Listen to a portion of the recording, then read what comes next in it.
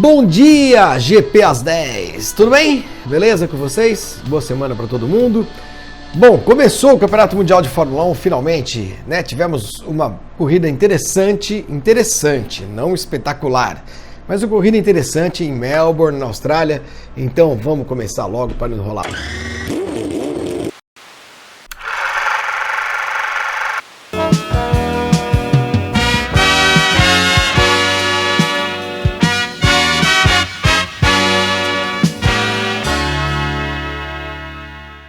Cara, que vitória, que corrida, que atuação de Valtteri Bottas, quem diria, hein? Um piloto medíocre no sentido literal da palavra, um piloto mediano, que desde que chegou à Mercedes em 2017, ou seja, 2 temporadas e mais uma corrida, né? 17 e 18, e uma corrida de 19, ganhou 4 provas contra 20 do seu companheiro de equipe, o Lewis Hamilton. É uma diferença muito grande, é uma diferença abissal, né? Há um abismo técnico e de carisma e de capacidade e de um monte de coisa, de talento principalmente, entre o Hamilton e o Valtteri Bottas. Mas quando foi diferente nas grandes equipes? Quando que tivemos equipes dominantes com pilotos do mesmo nível?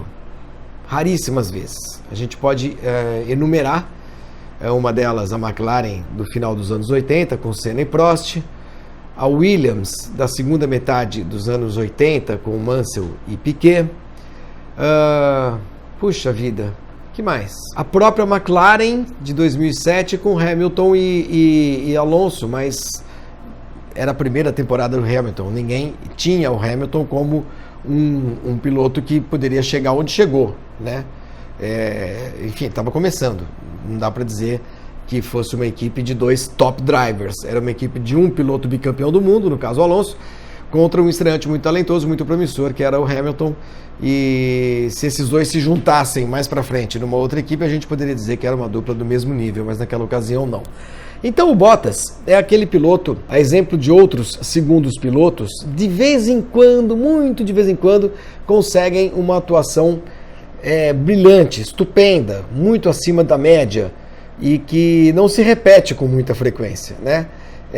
E que quando acontecem essas atuações, elas acontecem de tamanha imposição e autoridade em relação ao companheiro de equipe que nem os seus companheiros de equipe que são primeiros pilotos conseguem repetir com muita frequência. Um massacre, né? Eu até no meu blog eu lembrei da corrida de Silverstone em 2003. O Barrichello fez uma das maiores provas da sua vida contra um Schumacher que estava meio apagado naquele dia, e o Rubinho se impôs de uma maneira incrível, absoluta, né? Naquela prova, chegando 25 segundos na frente do Schumacher. Mas e o Rubinho em cima do Schumacher em 2000? Não, na Alemanha, em 2000, primeira vitória dele. Não, porque o Schumacher saiu da prova logo no começo, quer dizer, o Rubinho ele não correu contra o Schumacher naquela prova. Correu contra o Schumacher em 2003, na Inglaterra. E o Bottas fez isso com o Hamilton neste domingo, nesta madrugada de domingo na Austrália, se impondo de uma maneira impressionante, com requintes de crueldade, como se diz, né?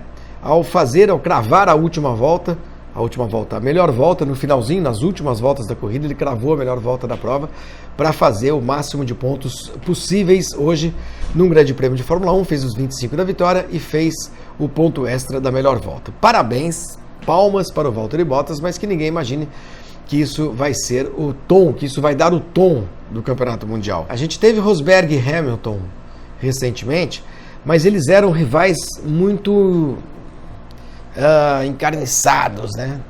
O que não acontece com o Bottas desde que chegou à Mercedes. O Bottas sempre correu à sombra do Hamilton, porque sempre foi muito clara a diferença de qualidade entre esses dois pilotos. Mas de vez em quando acontece e aconteceu, e foi muito interessante de ver nessa prova de abertura do Mundial, que teve outros lances, outros aspectos muito interessantes, alguns para o bem de algumas equipes, outros para o mal. No caso da Ferrari foi um vexame completo, uma decepção completa, chegar em 4º e 5º, mais uma babaquice da equipe ao não permitir que o Leclerc tentasse pelo menos ganhar a posição do Vettel, o 4º lugar. 4º e 5º, 5º e 4º era a mesma coisa, para as pretensões do Vettel em relação ao título mundial. É claro que o Vettel deve, ao longo do ano, chegar na frente do Leclerc, ter mais possibilidades do que o Leclerc e tal, mas, gente, a primeira corrida do ano, você não precisa fazer isso. Porque isso faz mal para todo mundo. Faz mal primeiro para o piloto que está na frente, porque ele fica com a imagem de que só chegou na frente porque a equipe mandou o outro não atacar. E o que está atrás fica com aquela sensação de que, porra, já nem cheguei, já tem essa palhaçada, poxa vida, deixa eu tentar alguma coisa, né? São aquelas situações em que não cabe nenhum tipo de justificativa, elogio, nada. É cagada pura, é babaquice pura o que a Ferrari fez. Podia liberar os dois. Seria interessante ver, inclusive, como o Vettel iria se defender, como o Leclerc iria atacar, um ganharia o respeito do outro e seria muito melhor para todo mundo, né? Mas, enfim, esse é o modus operandi da Ferrari faz bastante tempo e é uma coisa que nem todo mundo gosta, né? E algumas vezes se explica, se justifica, em outras, e na maioria delas, não tem o menor sentido, né? Ricardo, muito mal, fazer aquilo que ele fez logo na largada. Gasly, pela Red Bull, muito mal também, pelo fato de ter ficado muitas voltas atrás e não ter conseguido passar o Kvyat com um pneu muito mais rápido no final da corrida. É ruim para o piloto da Red Bull, principalmente num dia que o outro piloto da Red Bull chega em terceiro lugar, o Verstappen conseguindo levar a Honda a um pódio pela primeira vez desde 2008, terceiro lugar do Rubinho em Silverstone de novo, né? 2008 ele foi terceiro colocado e desde então o motor Honda nunca mais tinha voltado a um pódio. É verdade que em 2009 a Honda já não estava mais na Fórmula 1, voltaria em 2015 junto com a McLaren, mas passou 15, 16, 17, 18 muito longe de qualquer possibilidade de pódio. Logo na primeira corrida com a Red Bull já consegue um terceiro lugar. É muito positivo para a Honda. Foi muito comovente o choro do dirigente da Honda, que eu já esqueci o nome, depois da corrida, né, a comemorar esse terceiro lugar. Muito bacana. Gostei muito da corrida do Magnussen, gostei do sexto lugar, gostei muito da corrida do Hülkenberg, muito sólido, né, em sétimo. Achei muito interessante o Stroll em nono na frente do Pérez. O Stroll é um piloto, para mim, muito fraco. O Pérez é um bom piloto e quando ele perde feio de um companheiro de equipe desse jeito, é para se preocupar, né? É para o cara olhar no espelho e falar assim, opa, o que eu estou fazendo? E a Mercedes, putz, bom, tem a explicação para o mau desempenho do Hamilton da história do assoalho. Eu acho que é até perverso com o Bottas atribuir a esse resultado a um problema que o Hamilton tenha tido. Mas a gente pode explicar a grande diferença por esse problema. O problema de um assoalho que fez com que o Hamilton não tivesse um bom ritmo de corrida, mas, de novo, eu acho que o Bottas talvez vencesse a prova mesmo se o Hamilton tivesse o carro em totais condições, né, de chegar até o final com um bom ritmo também, porque a prova meio que se decidiu na largada que a coisa aconteceu.